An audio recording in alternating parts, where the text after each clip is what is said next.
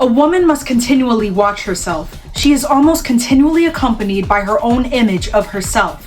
While she is walking across a room or while she is weeping at the death of her father, she can scarcely avoid envisaging herself walking or weeping. From earliest childhood, she has been taught and persuaded to survey herself continually, and so she comes to consider the surveyor and the surveyed within her as two constituent, yet always distinct elements of her identity as a woman. She has to survey everything she is and everything she does because how she appears to men is of crucial importance for what is normally thought of as a success of her life. One might simplify this by saying, men act and women appear. Men look at women. Women watch themselves being looked at. The surveyor of woman in herself is male, the surveyed female. Thus she turns herself into an object, and most particularly an object of vision, a sight. That quote is from a 1972 book of essays written by John Berger, which had me shook because you're telling me a man wrote that? Like, this quote had me realizing stuff about myself and my relationship to womanhood that I've never been able to verbalize before, and I'm still processing it. I think this quote could be a powerful interpretation of the male versus the female gaze discussion because the problem was never what you wear, the problem is how we've been conditioned to perceive women and ourselves. Dressing hot or slutty doesn't automatically equal the male gaze. One of the reasons why I wanted to make this video was because I kept seeing posts online that essentially said, if men didn't exist, I would dress sluttier. Which led me to the current title of this video, The Male Gaze Without Men is Good? Because again, even though it doesn't necessarily, it seems like a lot of people equate revealing outfits with the male gaze. Which is why I find posts like these fascinating, because when you use your brain, you start to realize that people dress hot for themselves! And obviously so many men are able to recognize that, so if you clicked onto this video ready to scrap, slow down, Savannah. We're gonna get there. I made a video on this topic years ago where I recounted my experience wearing different outfits, and the point was that the objectification that I experienced wasn't necessarily dependent on how revealing the outfit was. Like, literally the most uncomfortable experience that I'd had was when I looked like I was on my way to wilderness camp. The male gaze, as I understand it, is the phenomena where women are stripped of their autonomy and reduced to an object of desire. It is when we, not just men, we perceive a woman not as a beautiful person wearing a stylish outfit, but as a beautiful thing whose only purpose is to appeal to men. The term the male gaze was coined by feminist film theorist and filmmaker Laura Mulvey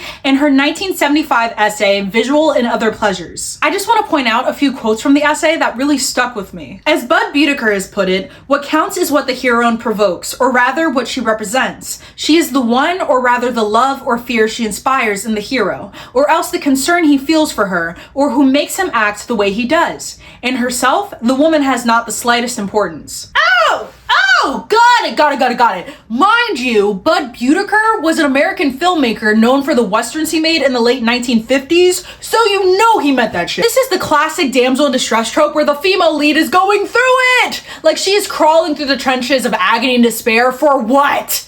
The male lead's character development? Yeah. Think Snow White, think Sleeping Beauty, where the prince has to show up and take the action of kissing her, and boom, she's alive again. Think classic Mary Jane and Spider-Man constantly being like, help, I have no agency and I can't do anything. But this is like the 90th time this has happened to me, and you would think that we would have figured something out by now, but no. Bud Beaudeker's quote also reminds me of the Manic Pixie Dream Girl trope, which honestly could be a topic within itself, but it's still relevant to the male versus female gaze discussion. We have this interesting, dynamic, quirky character whose only purpose seems to be to develop the oftentimes bland male lead. For example, the book Stargirl, which used to be my favorite book of all time, and just to be clear, I still like the book. Oh my god! I know, guys, it's still possible to like something and also critique it. Big internet doesn't want you to know that, but it's true. In the book, this very quirky, out-of-this-world, homeschooled girl who calls herself Stargirl transfers to this bland and boring town and meets the main character Leo, who she then teaches about the beauty of non-conformity. And then this sucker does her sparkle. What do I bring to the table? You're dulling my sparkle! But I love this book for their weird girl representation. Like, weird girls unite. And to be fair, Stargirl did have agency in the story and made a lot of decisions, including her decision to ultimately leave the school and Leo. But I still wanted to bring it up because her entire purpose of appearing in his story was to teach him a lesson and make him a better person. I do find it interesting that in the Manic Pixie Dream Girl trope, the Manic Pixie Dream Girl isn't the main character, even though she's arguably more interesting than her male counterpart. And if she was the main character, we'd be able to explore her faults and complexities in a way that's often missing from these stories. But you know what? Maybe it's more relatable this way. Like, I get it. Not everybody has that sparkle. This trope in particular reminds me of the quote, "Behind every great man is a great woman," which is cute and all, but why am I behind the man? Like, I can't be next to him? In fact, if I'm so great, why am I not in front of him, leading him forward? Right. Another quote from Laura Mulvey's essay that I wanted to highlight is, "In a world ordered by sexual imbalance, pleasure in looking has been split between active male and passive female. The determining male gaze projects its fantasy onto the female form, which is styled accordingly. In their traditional exhibitionist role, women are simultaneously looked at and displayed, with their appearance coded for strong visual and erotic impact so that they can be said to connote to be looked at-ness." So the male gaze not only shows up in terms of plot devices, but can also manifest in how the female character is styled, both within the story, duh, and outside of it, you know, for promo. I want to bring up this Medium article from the waist down, the male gaze versus the female gaze, where the author Sophia Slade compares and analyzes movie posters for The Winter Soldier and Black Widow, both showcasing Natasha Romanoff. No, I'm not gonna lie, I didn't really see the differences until Sophia broke it down for me, and they admit that at first glance, the posters do look very similar, but those subtle differences are very intentional. For one, in Winter Soldier, Natasha is staring off into the distance like, la la la la la la, like it's giving daydreamer, not soldier. Meanwhile, in Black Widow, she's staring you down like, you wanna go? Cause we can go. In Winter Soldier, her waist and chest are clearly photoshopped, and her pose is giving West Side Story dance break. Like, her arms are lazily splayed out, and why is she giving Disney knees?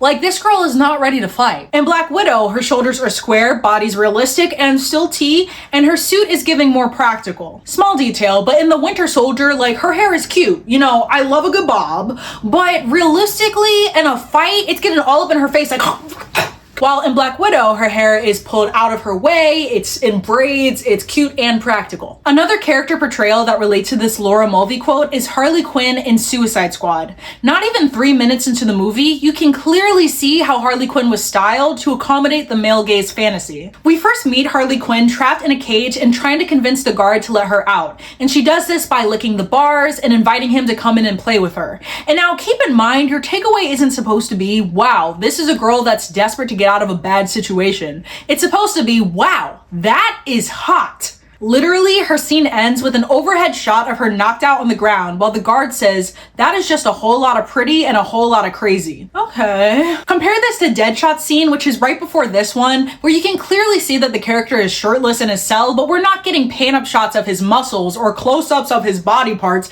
The camera is very clearly like, his eyes are up here, guys. And that's because the point isn't to sexualize him. He retains his agency by being a desirable character to be and not an object to have. There's another quote from the Medium article that I wanted to bring up where they're talking about Avengers Age of Ultron, which also applies to this. You can make the argument that shirtless scenes with Thor are present for heterosexual female audiences, and you might be right. However, I would posit that this is not the female gaze at play, but the male. When the male gaze is directed at female characters, the male audience gets to imagine themselves getting the girl. But when the male gaze is cast on the male protagonist, it becomes not about the desire to have, but the desire to be. The archetypal male hero is thus not a female fantasy, but a male one.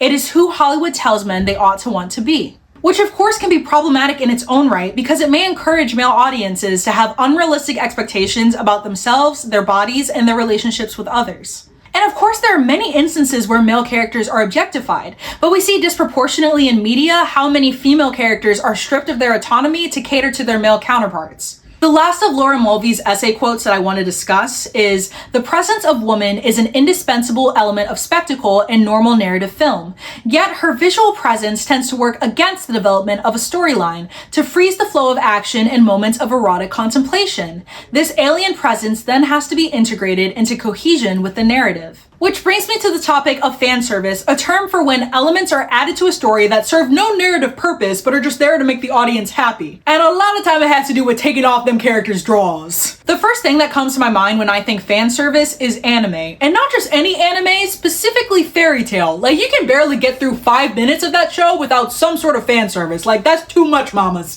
Fairy tale is very guilty of sexualizing their female characters for the sole purpose of pausing the action for erotic contemplation. A good example of this is one of the characters, Urza Scarlet's armor. Like, what is this? What am I looking at? First of all, she's completely exposed in every area that you'd want to protect yourself during a battle, like head gone, chest gone, stomach gone. It's just impractical. Mind you, this is supposed to be one of the strongest characters in the show, but mid-fight, every physics-defying movement of her boobs is emphasized. And again, the takeaway isn't supposed to be that Urza feels particularly powerful and confident in this outfit. It's supposed to be, look at those bazonkers! I saw a video of this guy talking about fan service, particularly in fairy tale, and not understanding why people were offended by it because he likes it, and I'm sure you do! It's called fan service for a reason. Sex sells. But when there's an obvious imbalance between how female characters are objectified compared to their male counterparts, it gets to a point. Especially because how something is portrayed in media often transfers over to real life. For example, the bra propaganda. Bras are a tool created for physical comfort, which is great, but more often than not, when someone doesn't need to wear it or want to wear it, they are shamed and accused of trying to be provocative when in reality, the tool that was created for comfort isn't making them comfortable. Put a finger down if you've ever worn a t-shirt around your family and slouched over so your chest wouldn't poke out because you've been conditioned to be ashamed of your own body and are afraid of being perceived as provocative in your own home. Yikes. Which brings us to the narrative that the male gaze promotes, that a woman's body and what she chooses to wear is only there to satisfy men. I present to you this TikTok that says, men when the girl they meet drunk and half naked at a rave wants to go get drunk and be half naked at a rave. And one of the comments says, they think you're only doing it to get their attention, so they can't understand why you would continue doing it after you got them. And you know what? Not everybody can handle a baddie. And of course there are men, women, and people across the gender spectrum that when they get a baddie, they respect and honor them and they let them be bad. But common sense says that you can't meet someone and then expect them to turn into something else. Duh. It reminds me of the girls just want to have fun lyric. Some boys take a beautiful girl and hide her away from the rest of the world. Like, I ain't no Polly Pocket. I'm a human being. Or this TikTok. Men think we dress for them, but if men didn't exist, we dress even sexier. And again, obviously not all men think like that. But the point is, most people are dressing for themselves, for them to feel beautiful, sexy, and confident in their own bodies. Like in my old dressing for the male gaze versus the female gaze video, I talked about my outfit for the Barbie premiere and how I was so excited to dress up with my friends.